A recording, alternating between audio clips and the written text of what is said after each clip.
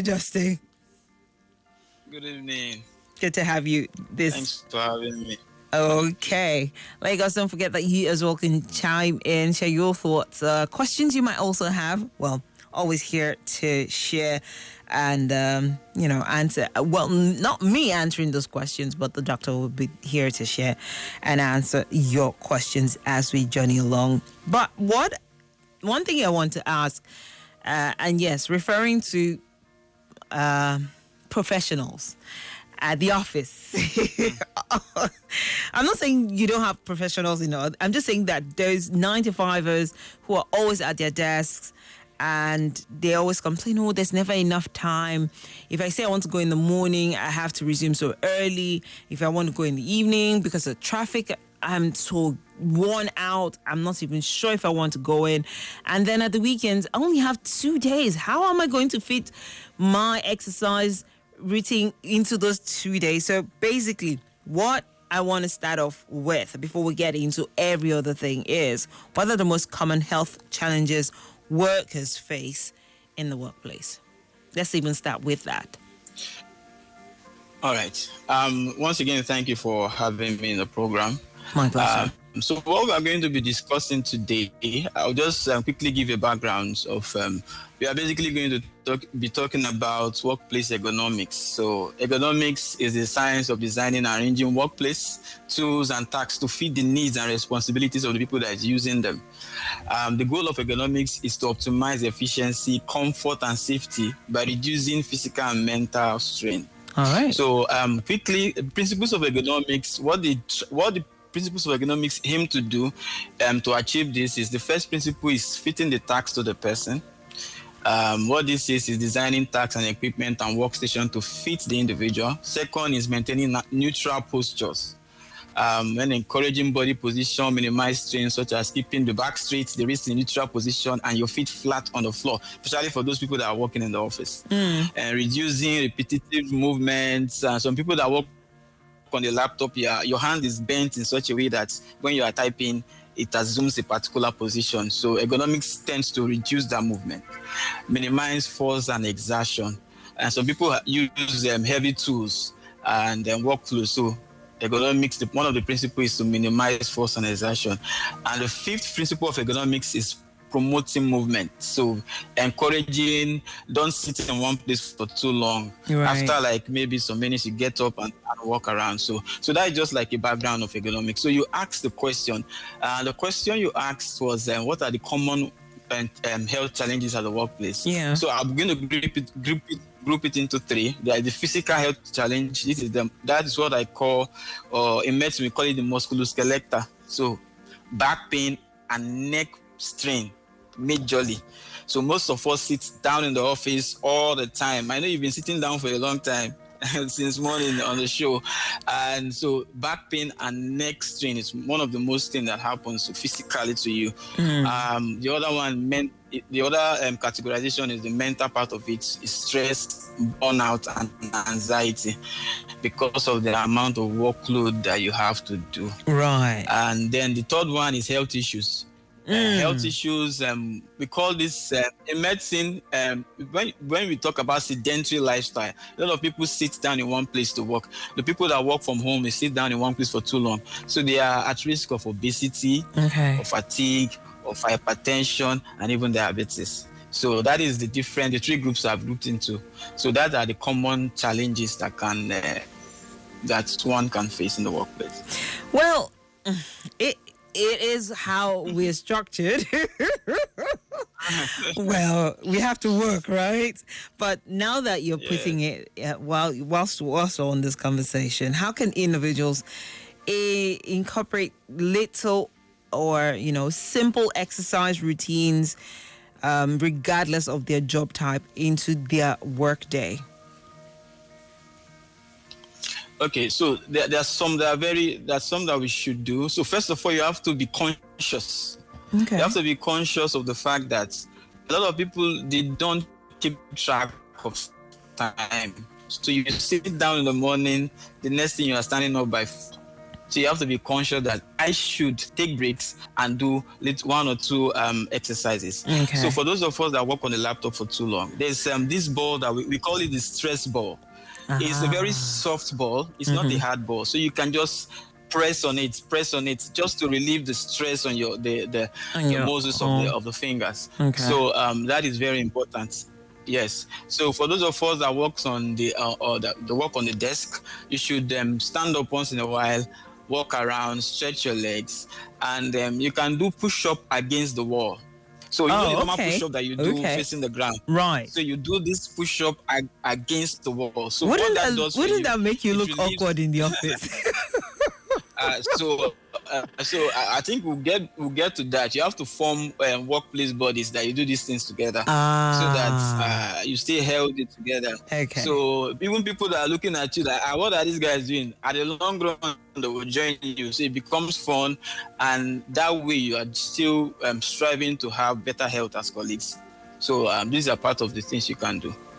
Actually, now that you've also said we need to make sure that our colleagues are joining in so that they will not look at us like, what is this person doing now? Why is this person weird?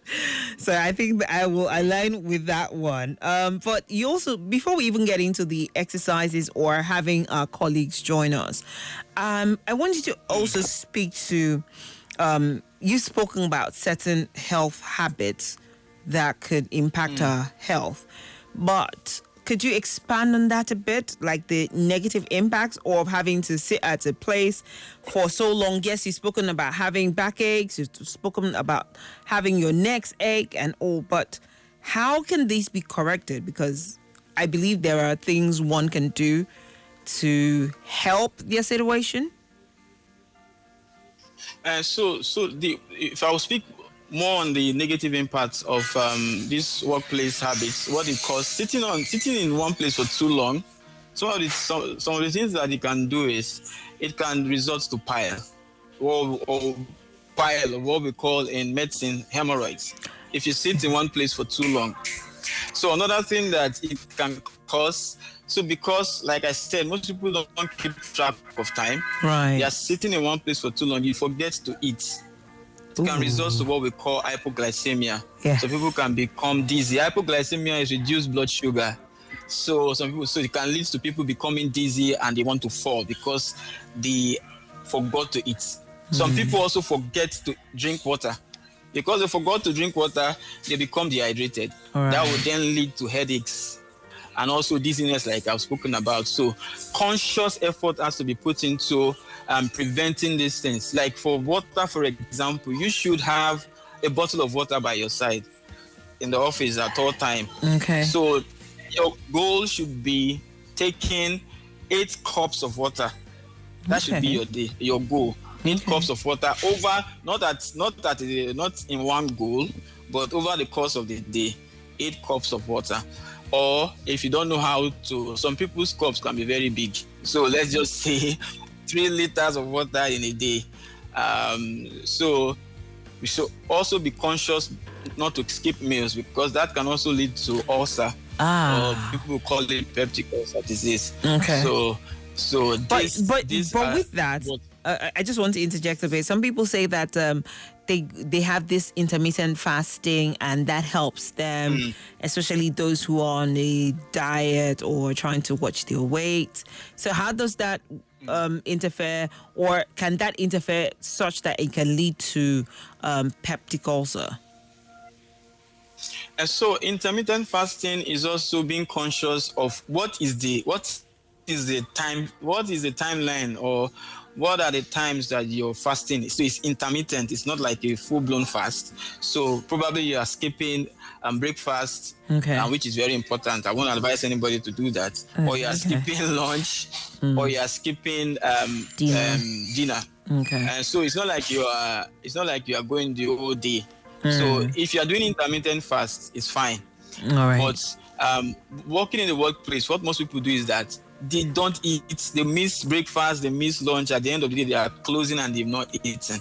So that is what I'm really particular about. Right. So yes, let's even get into how our colleagues can join us and can be our workout buddies. Yes. So how do you also incorporate wellness packages or wellness programs into our work life? Okay, so I think in AXA Mansard we did something last year. It's we did counting your steps, the amount of steps that you do per day. So a goal was set, Okay. and so there was like a prize. There was a set aside prize for the person that would do the most step at the end of the challenge. So together as workplace bodies, you can decide to say, let's come together and let's propose like, let's say maybe an amount or a prize money or whatever. So we'll see who can take a step. So when you are done with your work, so your work should be timed. Nobody should work like a 4-hour stretch. I'm going to encourage you to work a full hour stretch. Okay. You can do 30 minutes and then walk about. But for every time you are walking, your steps should be counted. And then you challenge your bodies to it. You challenge your colleagues to it. Right. Other things that we can do in the workplace, we can do card games when we are out of our workplace. Those times that we are taking breaks, card games. And all these games have to be standing up because, of course, you have been sitting down the whole day. And then we can play, so we can also encourage management of companies to get table tennis board or snooker board, all these things that would keep their employees lively in the workplace. So this is not to make them not to work. Okay. But I was going to allude to that.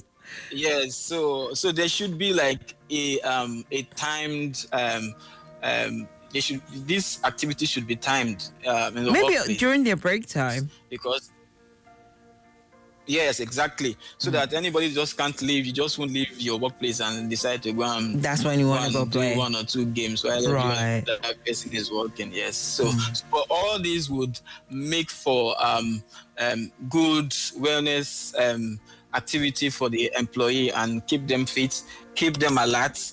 And while even doing this, you can discuss, so I've not eaten, so you can remember and not skip meal in that way. So these are one of the things or some of the things that can be done. Oh, well, one of the things I have learned today is making sure to be hydrated as much as possible. And then when it comes to eating, don't skip any meal if you can, even though you're having intermittent fasting. But for some people, they don't like breakfast. Breakfast is not their thing. So maybe if you don't like breakfast, you could have brunch. That way, you're mixing both of them together. Just a suggestion. But yeah, breakfast is actually really important. Because you've not eaten. Let's say you go to sleep 8 p.m. Imagine not eating throughout the night, and then so that's why it's called a fast.